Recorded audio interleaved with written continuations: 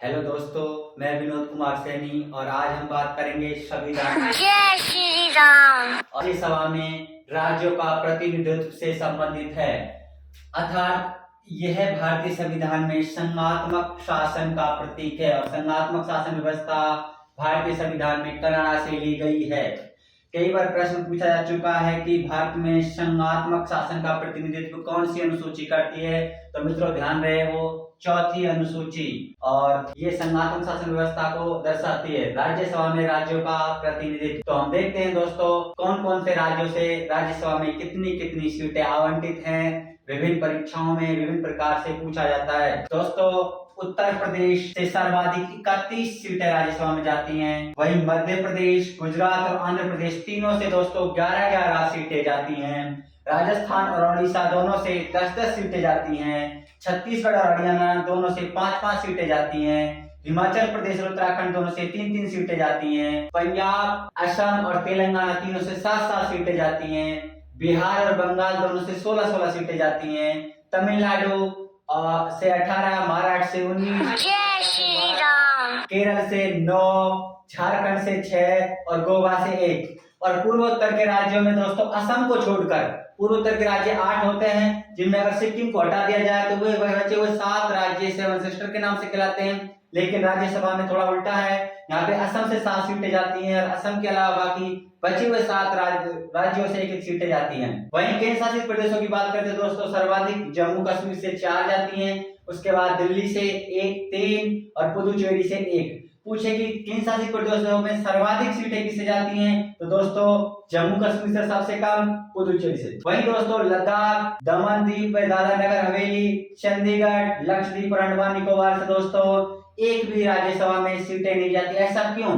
दोस्तों आपको विदित होगा कि राज्यसभा के सदस्यों का चुनाव विधानसभा के सदस्यों द्वारा किया जाता है। और दोस्तों आपको यही पता है कि लद्दाख जो कि बिगर विधानसभा का केंद्र शासित प्रदेश है, दमन दीव, दादरा नगर हवेली बिगर विधानसभा का केंद्र शासित प्रदेश है, चंडीगढ़ भी बिगर विधानसभा का केंद्र शासित प्रदेश है, लक्षद्वीप भी और अंडमान निकोबार भी। जब यहाँ पे विधानसभा ही नहीं है तो फिर राज्यसभा के सदस्यों का चुनाव कौन करेगा? इसीलिए दोस्तों 3 केंद्र शासित प्रदेशों में विधानसभाएं हैं और यहीं से ही राज्यसभा की सीटें आवंटित हैं। तो ये डाउट में आपका क्लियर हो गया होगा। दोस्तों ऐसे तो हर जगह पढ़ते हैं और कहीं भी किताब में अपन याद करेंगे इनको।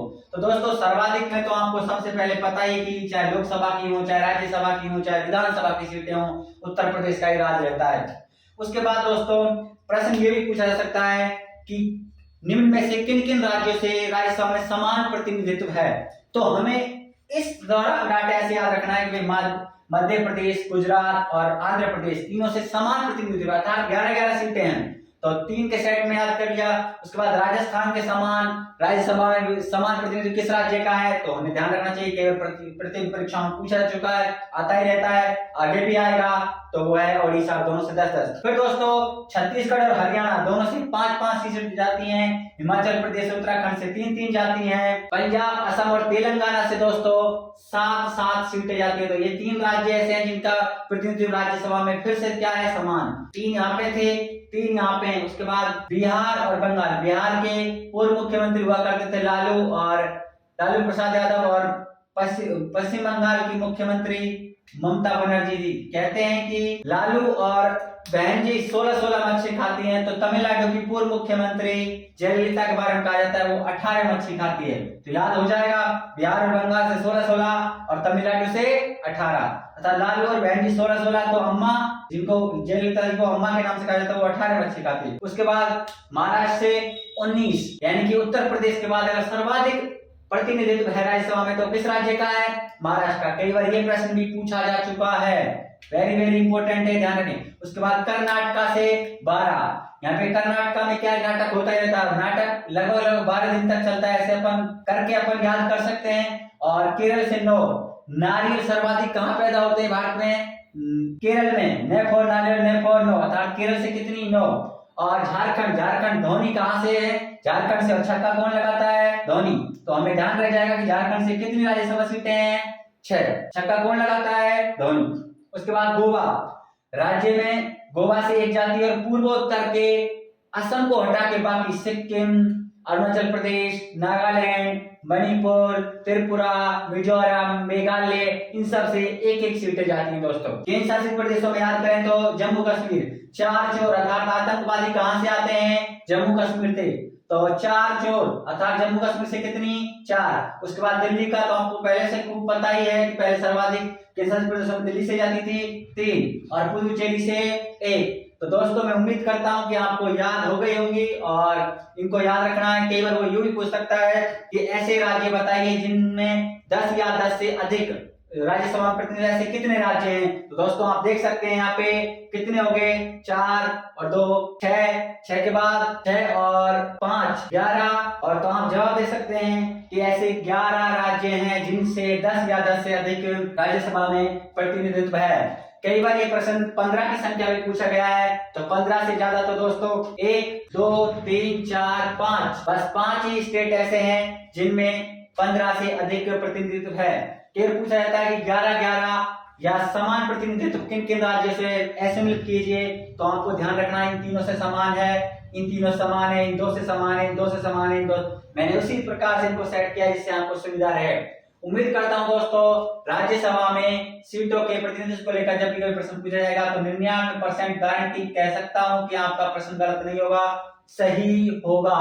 5वीं अनुसूची जनजातीय क्षेत्रों के प्रशासन से संबंधित है। 1974-75 में ललित प्रसाद विद्यार्थी की सिफारिश पर जनजातीय क्षेत्रों की स्थापना की गई। यहाँ जनजातीय सलाहकार परिषद का गठन किया जाएगा जिसमें सदस्य संख्या 20 होगी, जिनमें से 3/4 अर्थात 3/4 सदस्य जनजातीय समुदाय से होंगे। जनजातीय क्षेत्रों के प्रशासन से संबंधित सूचना राज्यपाल प्रतिवर्ष राष्ट्रपति को देगा, ऐसा इस अनुसूची में उल्लेखित है। राज्यपाल लोक अधिसूचना जारी करके संसद अथवा विधानमंडल द्वारा बनाए गए कानून को लागू होने से रोक सकता है। ये बातें 5वीं अनुसूची में उल्लेखित हैं और इस 5वीं अनुसूची में 10 राज्यों का उल्लेख है। संविधान की 5वीं अनुसूची में जनजातीय क्षेत्रों के प्रशासन संबंधी जो प्रावधान है, इसमें 10 राज्यों से संबंधित प्रावधान उल्लेखित है, जिनमें राजस्थान, गुजरात यानी कि राजस्थान का पड़ोसी राज्य गुजरात याद रखने का, मध्य प्रदेश और मध्य प्रदेश से अलग होकर बना है छत्तीसगढ़, और आंध्र प्रदेश और आंध्र प्रदेश से अलग होकर बना है तेलंगाना। याद होने का क्रम बहुत अच्छा है दोस्तों, 6 राज्य आपको याद हो गए होंगे। राजस्थान, राजस्थान का पड़ोसी स्टेट गुजरात, उसके बाद मध्य प्रदेश, मध्य प्रदेश से अलग हुआ छत्तीसगढ़, उसके बाद आंध्र प्रदेश, आंध्र प्रदेश से अलग हुआ तेलंगाना। उसके बाद दोस्तों हिमाचल प्रदेश में जनजातीय क्षेत्र पाए जाते हैं, आपको पता ही है। झारखंड में भी जनजातीय क्षेत्र पाए जाते हैं, ओडिशा में भी जनजातीय क्षेत्र पाए जाते हैं और महाराष्ट्र में भी जनजातीय क्षेत्र पाए जाते हैं। तो 5वीं अनुसूची में कई बार प्रश्न आया है दोस्तों, जिनमें से किन राज्यों का उल्लेख है, तो इन 10 में से जिनका नाम आए वो, और किन राज्यों को उल्लेख नहीं है तो इन 10 के अलावा जो भी नाम आए उनका उल्लेख नहीं। इसी के साथ आपकी 5वीं अनुसूची समाप्त होती है। मैं उम्मीद करता हूं दोस्तों कि 5वीं अनुसूची से संबंधित जब भी कोई प्रश्न पूछा जाएगा तो 99% आपका जवाब सही होगा, आपका प्रश्न सही होगा, ऐसी मुझे उम्मीद करता हूं। और आपको कोई भी कमी लगी हो तो आप मुझे कमेंट करके बताएं, और मुझे लगेगा कि इस पर स्पेशल वीडियो बनाना है तो मैं स्पेशल वीडियो भी बना दूंगा। संविधान की 6ठी अनुसूची, यह भी जनजातीय क्षेत्रों के प्रशासन से संबंधित है और इसमें असम, मेघालय, मिजोरम, त्रिपुरा और पश्चिम बंगाल का दार्जिलिंग जिला का के क्षेत्रों के प्रशासन से संबंधित है। इसको याद रखने की ट्रिक है, अमे मित्र दार्जिलिंग। अमे मित्र दार्जिलिंग में घूमने गए हैं, ऐसे असम में से मेघालय, मेघालय के ऊपर एक मात्रा आती है तो मे के ऊपर एक मात्रा है, मिजोरम में छोटी की मात्रा आती है तो मी में छोटी की मात्रा, और ते से त्रिपुरा। तो दोस्तों याद भी हो जाएगा। इसमें 4 राज्यों के जनजातीय क्षेत्रों के संबंधित प्रशासन संबंधित उल्लेख है, और पश्चिम बंगाल का एक जिला दार्जिलिंग, जहाँ की चाय भी प्रसिद्ध है भारत में, आपको पता होगा। यह अनुसूची 5 की तुलना में अधिक लोकतांत्रिक व प्रशासनिक है, अर्थात 5वीं अनुसूची व 6ठी अनुसूची का संबंध भारतीय संविधान में जनजातीय क्षेत्रों के प्रशासन से संबंधित है। उनमें जो 6ठी अनुसूची है ये 5वीं अनुसूची की तुलना में ज्यादा प्रासंगिक है, वह ज्यादा लोकतांत्रिक है। इसमें भी एक जनजातीय परिषद के गठन का प्रावधान है और जिसमें सदस्य संख्या 30 होगी। 5वीं अनुसूची में सदस्य संख्या 20 थी, ध्यान रहे, और वहां पे 3/4 से अर्थात 15 सदस्य जनजातीय समुदाय से होने चाहिए थे। यहाँ पे 30 सदस्य होंगे, जिनमें से 25 सदस्य जनजातीय समुदाय से होंगे और 5 सदस्य मनोनीत होंगे। कई बार एक प्रश्न पूछा गया है कि संविधान की 6ठी अनुसूची के तहत गठित जनजातीय परिषद में कितने सदस्य होंगे? आपका जवाब होना चाहिए 30। उनमें से निर्वाचित कितने? 25 सदस्य तो जनजातीय क्षेत्रों से होंगे और 5 सदस्य मनोनीत कितने होंगे? 5। तो 5वीं और 6ठी अनुसूची में आप कंपेयर करते हुए पढ़ सकते हैं और याद रख सकते हैं कि 5वीं अनुसूची में 10 राज्यों के जनजातीय प्रशासनिक क्षेत्रों से संबंधित उल्लेख है और 6ठी अनुसूची में 4 राज्य पश्चिम बंगाल के जिला दार्जिलिंग से संबंधित उल्लेख है।